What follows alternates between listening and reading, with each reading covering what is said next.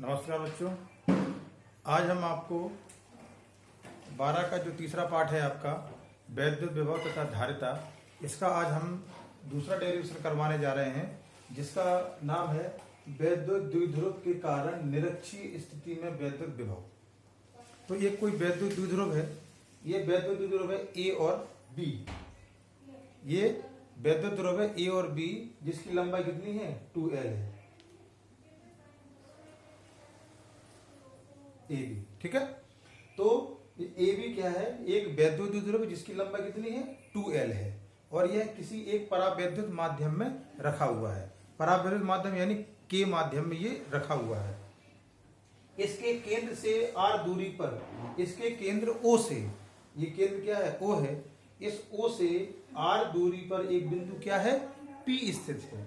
यानी केंद्र O से r दूरी पर क्या है, बिंदु P स्थित है, जिस पर हमें वैद्युत विभव ज्ञात करना है, यानी वैद्युत विभव का मान हमें निकालना है।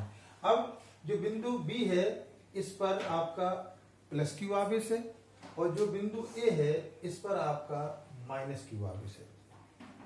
यानी इस पर प्लस Q आवेश है और इस पर कितना है माइनस Q आवेश है आपका। अब ये आवेश यहां से P तक जाएगा, तो प्लस Q के लिए आपका विभव हो जाएगा V1 और माइनस Q के लिए विभव हो जाएगा आपका V2।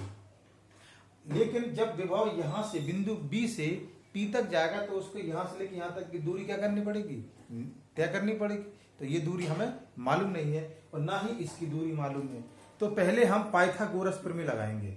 देखो दो त्रिभुज दिखाई दे रहे हैं आपको, POA और POB, यानी एक त्रिभुज आपका ये है और एक त्रिभुज क्या है ये है।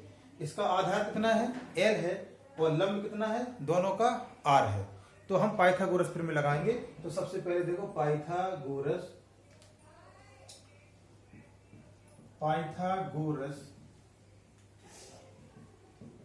प्रमेय से, यानी अब हम इसमें क्या लगाएंगे, पाइथागोरस प्रमेय। पाइथागोरस प्रमेय क्या होती है, पाइथागोरस प्रमेय होती है कर्ण का स्क्वायर बराबर लंब का स्क्वायर प्लस आधार का स्क्वायर। ठीक है, कर्ण का स्क्वायर बराबर लंब। अब देखो पाइथागोरस प्रमेय से, ठीक है, पाइथागोरस प्रमेय से। अब पाइथागोरस प्रमेय हम किस में लगा देंगे, त्रिभुज POB में। यानी हमने पाइथागोरस प्रमेय किस में लगाई है, POB, यानी इस त्रिभुज में हम पाइथागोरस प्रमेय लगा रहे हैं। तो इस त्रिभुज का कर्ण हमें निकालना है, तो कर्ण बराबर लंब, लंब कितना है इसका R है, तो क्या हो जाएगा ये R का स्क्वायर हो गया। ठीक है, प्लस आधार कितना है इसका, आधार है L, तो क्या हो जाएगा L स्क्वायर हो जाएगा। अब यहाँ पर स्क्वायर है, हमें मान निकालना है कर्ण का, तो ये स्क्वायर स्क्वायर क्या आ जाएगा, अंडर रूट आ जाएगा। तो कर्ण का मान कितना आ जाएगा, कर्ण का मान आ जाएगा under root R square plus L square. ये इस कर्ण का मान आ गया, ये किसका मान आ गया, ये कर्ण का मान आ गया। यानी ये दूरी आपकी आ गई, दूरी आ गई आपकी under root R square plus L square, ये दूरी आ गई आपकी। ठीक, अब बेटा एक ध्यान रखना, जो देखो अब ये त्रिभुज है जो POA, इस त्रिभुज में भी देखो लंब R है और आधार क्या है L है। यानी दोनों त्रिभुज के लंब और आधार क्या है, समान है, तो कर्ण भी क्या होंगे, समान होंगे। तो इसकी भी लंबाई कितनी आ जाएगी, इसकी भी लंबाई आ जाएगी under root R square plus L square. तो जो कर्ण इसका आएगा वही कर्ण क्या आ जाएगा, इसका आ जाएगा। ठीक, तो पाइथागोरस प्रमेय से हमने दोनों त्रिभुजों के क्या निकाल लिए, कर्ण निकाल लिए। अब क्या करना है, जैसा हमने उसमें अक्षीय स्थिति में किया था, बिल्कुल सेम वैसा ही करना है।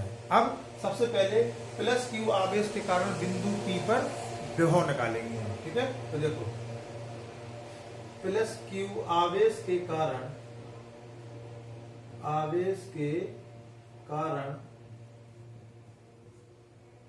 बिंदु P पर विभव। अब प्लस Q आवेश के कारण बिंदु P पर विभव कितना है हमारा, V1 है। ठीक है, तो V1 बराबर क्या होता है, 1/4 pi epsilon 0 Q upon R होता है। आर माने दूरी, और बेटा प्लस क्यू से बिंदु पी के बीच की दूरी कितनी है हमारी, under root R square plus L square है।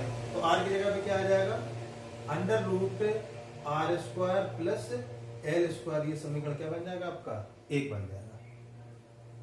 तो ये समीकरण क्या बन गया आपका, 1 बन गया। ठीक, अब देखो प्लस क्यू के लिए लिया तो देखो हमने यहां पर प्लस क्यू रखा। अब माइनस क्यू आवेश के कारण बिंदु पी पर विभव, अब लिखो माइनस क्यू आवेश के कारण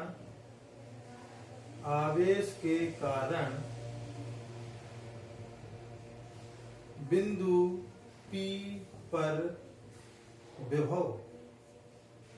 अब माइनस क्यू आवेश के कारण बिंदु पी पर विभव कितना है, V2। तो V2 बराबर, अब V2 बराबर देखो क्या होगा, V2 बराबर 1/4 पाई एप्सिलॉन 0 Q। अब Q यहां पर क्या है, माइनस का Q है, तो क्या आ जाएगा, माइनस का Q बटे कितना है, R। R माने दूरी, और दूरी कितनी है, under root R square plus L square, यानी under root R square plus L square. समीकरण क्या बन गया, ये 2 बन गया।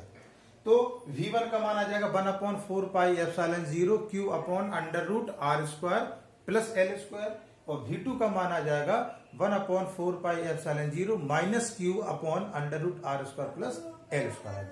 यानी प्लस Q के द्वारा P पर हमने विभव निकाल लिया V1, और माइनस Q के द्वारा हमने P पर विभव निकाल लिया V2। अब हम निकालेंगे बिंदु P पर परिणामी विभव, कि बिंदु P पर परिणामी विभव क्या होगा। तो बिंदु P पर परिणामी विभव, अब सुनिए, अब बिंदु P पर टोटल विभव कितना है। तो बिंदु P पर जो टोटल विभव होगा वो होगा V बराबर V1 प्लस V2। ठीक है, अब इसमें हम V1 और V2 क्या रख देंगे, मान रख देंगे। तो V बराबर V1, और V1 का मान कितना है, V1 का मान है 1/4 pi epsilon 0 Q upon under root R square plus L square. ये आ गया। अब माइनस, सॉरी प्लस, अब प्लस है तो प्लस लगा दिया। अब V2, और V2 का मान कितना है, V2 का मान है 1/4 पाई एप्सिलॉन 0 माइनस Q, तो ये minus Q upon under root R square plus L square. तो देखो हमने ये V1 का मान रख दिया, फिर प्लस का साइन लगाया, और ये फिर हमने V2 का मान रख दिया। ठीक है, अब देखो V बराबर, ये माइनस है और ये प्लस है, तो क्या आ जाएगा, माइनस आ जाएगा। तो इसको ऐसे लिख लीजिए 1/4 pi epsilon 0 Q upon under root R square plus L square. ये आ गया। अब देखो ये माइनस है और ये क्या है, प्लस है, तो प्लस माइनस माइनस हो जाएगा। ठीक है, और 1/4 pi epsilon 0 Q upon under root R square plus L square. ठीक है, तो देखो इस वैल्यू को हमने बिल्कुल सेम लिख लिया। ये माइनस था और ये प्लस था, तो देखो क्या हो जाएगा, माइनस हो जाएगा और सेम लिख लो। अब देखो जो ये है वही ये है, तो इससे ये क्या हो जाएगा, कैंसिल, क्योंकि बीच में क्या लगा हुआ है, माइनस लगा हुआ है। बीच में क्या लगा हुआ है, ये माइनस लगा हुआ है, तो इससे ये क्या हो जाएगा, कैंसिल। तो V का मान आ जाएगा आपका 0। ठीक है, तो किसी भी वैद्युत द्विध्रुव के कारण निरक्षीय स्थिति में हमेशा वैद्युत विभव शून्य आता है, यानी हमारा V का मान क्या आएगा, 0। तो निरक्षीय स्थिति में वैद्युत विभव हमेशा 0 रहता है। तो इस प्रकार हमने इस डेरिवेशन को क्या किया, सॉल्व कर लिया। तो आपने इस डेरिवेशन को अच्छी तरह से देखा, सीखा और समझा। अब मुझे उम्मीद है कि इस डेरिवेशन को आप देखकर अच्छी तरह से इसको सीखेंगे कि इस डेरिवेशन को हमने किस प्रकार सॉल्व किया। तो बेटा आज के लिए इतना ही, और इसको सॉल्व करके अपनी नोटबुक में नोट कीजिएगा और ग्रुप में सेंड कीजिएगा, जिससे हम लोग ये देखें कि आप लोगों ने इस डेरिवेशन को अच्छी तरह से सीखा और समझा। तो बेटा आज के लिए इतना ही।